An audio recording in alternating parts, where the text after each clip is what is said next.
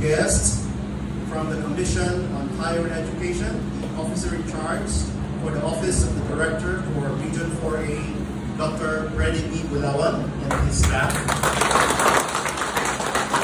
And the House of Representatives, Honorable Congressman Ryan B. Revilla. We are truly privileged and greatly honored by your presence. We also would like to acknowledge the presence of EAC senior leaders, of course our Treasurer and Corporate Board Secretary, Attorney Paulo E. Campos Jr., our Vice President for qualified students enrolled in any undergraduate program for academic year 2023-2024, which is one of the strategies under the National Employment Recovery Strategy of increasing success of students to graduate despite the effects of the pandemic. So to formally start this ceremony, I respectfully request everyone to please rise for the doxology and party list. Your commitment to education mirrors Emilio Aguinaldo College's core values of virtue, excellence, and service to the community. This partnership exemplifies a shared vision that education is a fundamental right and a critical pathway for national development and personal achievement. To our dear students, today marks an important milestone in your educational journey. These scholarships are not just financial aid. They are investments in your potential, your dreams, and your future contributions to our society. Embrace this opportunity with dedication and enthusiasm. We extend our heartfelt thanks to the officials of the Commission on Higher Education for recommending us and witnessing and supporting this collaboration.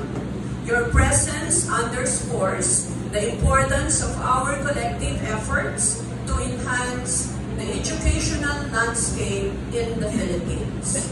Once again, I thank our party list grantor for your generosity and belief in the potential of our students. We are excited to see how these scholarships will transform lives and how our students will continue to excel and make us proud. Thank you all for being here and for your continued support of education. Freddy Bulawan. Thank you so much, Dr. Buñano. The influential and dynamic boss, we have Honorable Brian Revilla, the representative of the Aguiman Party List. The esteemed friend from the presidential table, we have Attorney Campos. Talented. Everyone's community, regardless of this very hot weather, that they will be here today with all the faculty and students of Emilio Aguinaldo College. It's my first time here, and nakita ko naman po na napakaganda po ng inyong eskwelahan, and it's a blessing to be able to talk to the likes of wala-pakan po natin ang inyong corporate secretary, setting the tulong po para sa ating mga estudyante dito sa EA. And of course, ang ating Vice President for Academic Affairs, si Prof. Rebecca Miranda. Of course, ang ating Director ng SHED ng Region 4A, si RD, Dr. Freddy Bulawan. Sa lahat ng mga estudyante at mga parents, magandang umaga po sa inyo lahat. Sa lahat po na hindi nakakilala sa akin, ako po si Congressman Ryan Revilla ng Aguiman Party List. Ito po yung isang dating estudyante. Medyo matagal-tagal na po kapalit ako ng estudyante. Pasensya na yes. Nga po ay just being here among students, this makes me naalala ko doon yung panahon pa po ako sa kolehiyo. And katulad sa mga ginagawa yung mga ginagawa sa pag-aaral. So, naging malaking challenge po sa akin yung pag-aaral dahil yung sabay ko po ang trabaho ng pag-aaral. Yet, it took me a while before I actually graduated, but eventually, nakakuha ko din po ang aking diploma. Pero yun nga, nakikita ko din po ang struggle natin mga estudyante, hindi lang po sa pag-aaral, also pagdating po sa financial.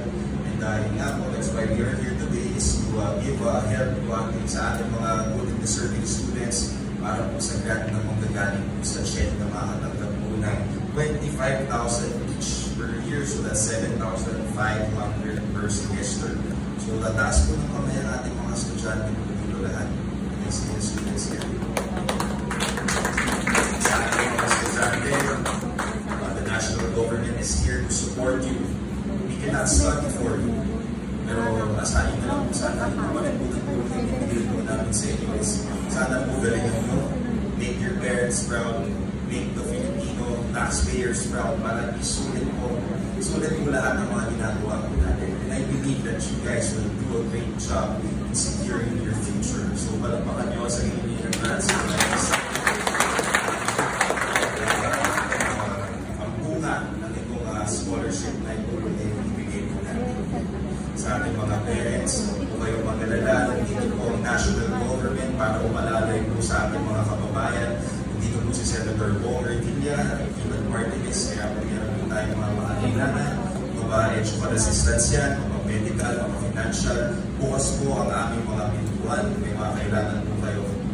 Message na lang po kami sa Facebook. I suppose like everyone has social media accounts here, so sa akin po, follow nyo rin po ang aming mga pages. But anyway, I also want to give you guys an update sa mga pinagagawa po namin sa mababa at mataas ng kulungan ng Senado at ng Kongreso. So sa lahat po na hindi nakakaalam, meron yung sa Centenarian Act po natin ay na-amendahan na po. So kung meron po tayo mga kamag-anak na mag-8 years old, 85, 95, 90, 95, makakatanggap na po sila ng 10,000 pesos. Hindi na need to wait to reach 100 years old para po makakuha po ng beneficial. Ilan lang po nakakaabot na isang taon. So as early as 18, makakatanggap na po ang ating mga kamag-anak. So ito pa, isa pa. May mga teacher for sure. We have teachers here. Taas naman po ng mga kabayaan mga teachers. Meron po tayo meron po din tayo sa magandang balita.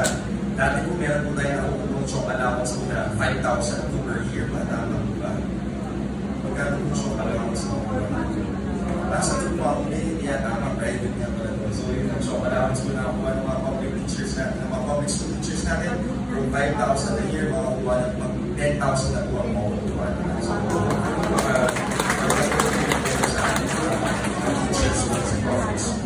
and ito naman, para sa ating mga estudyante, alam naman po natin, di ba, yung no permit, no exam, pagka wala kung hindi po tayo fully paid sa ating mga tuition fees, hindi po tayo bibigyan ng exam. Naisip po ni Senator po at nainipin po na naayusin po itong batas na ito kasi madami po tayo mga estudyante na parang nagpupursige, mataas naman yung grado or para makakwalify ng exam. Pero yan, may problema po sa financial, hindi po nababayaran, hindi po fully paid. So ngayon po, itong batas po nito ay tulong po sa ating mga estudyante na kahit hindi po fully paid, pwede na po kayo mag-exam. So for our students, of course, ako po isang kanina po na-mention po, ako po isang neophyte na congressman and hindi po biro ang makapagpasa ng batas na kayo po ay kinikilala ng principal sponsor. So, meron po ako na ipasa na isang batas, next ko lang po sa ating mga kababayan. Alam niyo po ba yung mga auto center, yung one town, one product centers na usually may kita po natin sa malls or sa mga ibang mga lugar tayo sa ating mga municipio or sa city hall. Ito po yung institutionalized na. So if you guys have products and you want to showcase yung market and develop the products, auto center is institutionalized. Pwede po kayo maglagay ng produkto niya dyan na libre. So if you have products to showcase or meron kayo mga Nintendo na services or whatsoever, please go to your local auto centers para po mapakita yung mga. So ilan lang po yan sa mga gusto ko po ibalita sa inyong mga kababayan po sa ating mga estudyante. And yun nga, my challenge to all the students here is dream big. Dreams without actions will always remain dreams. So So if you put actions into your dreams, hindi na po magiging panaginip yan po ay magiging katotohanan. One of the lessons that I also learned throughout this week was you reap what you sow. Wala kayong itatanim, wala kayong maaanin. Meron kayong itatanim dyan, eventually magbubunga ng maganda. So sa lahat ng mga students natin, I challenge you guys to plant some seeds right now and make sure na maganda yung bunga na makukuha natin. So yun, I know you guys have classes today. May classes kayo today for sure, no? Hindi na naman suspend. Wala, suspend. Online. Online dahil mainit. So hindi na po ako makakalaga para at least you guys can go back to your classes and sa lahat ng mga kaibigan po natin ngayon, mga parents, faculty, staff, sa lahat ng mga opisyalis ng Emilio Aguinaldo College. Maraming salamat po sa inyong pagtanggap sa akin, sa inyong mga estudyante. Good luck and mabuhay kayong lahat. God bless you all. I hope to see you all soon.